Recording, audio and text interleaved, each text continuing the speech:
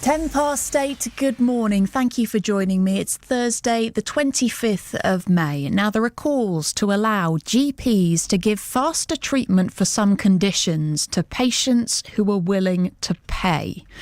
A national group of doctors, called the Local Medical Committees, said they're in favour of this. Now, Julian Stanley is the CEO of Healthwatch in Cambridgeshire.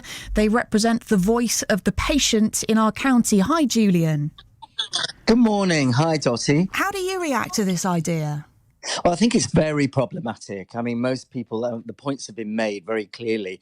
If you compare this with dentistry and so on, it's already that many people are having to pay privately because they can't get an NHS dentist. At Healthwatch, we take feedback from the public, and many people come to us about the difficulties of getting to see a GP and the difficulties of finding a dentist.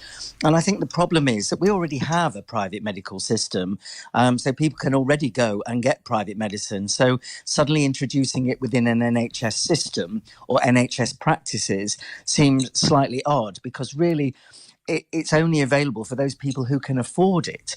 And many people would not be able to afford to pay for any kinds of private treatment. And also people who are marginalised, people who have mobility issues, disability, all kinds of people will be excluded from the possibility of using a service in an NHS surgery if there were to be a private element to it.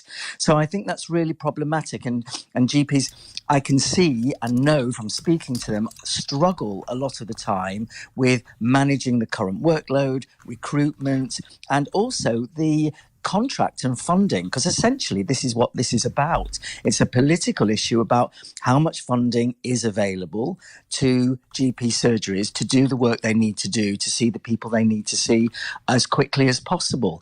And I think that's an ongoing debate that's going to carry on. And I don't think this will play either with the public, and a lot of GPs, as we've already heard, probably won't agree with this either. And it also raises issues about, what are we paying for when we fund GPs? Are we paying for the practice? Are we paying for them to do private work? It's complex in terms of contractual issues. So I think it's not going to play particularly well, and it's not necessarily going to solve the real deep problems that exist in access. Julian, great to hear your thoughts. Julian Stanley there from Healthwatch in Cambridgeshire, try and represent the voice of the patient in our county.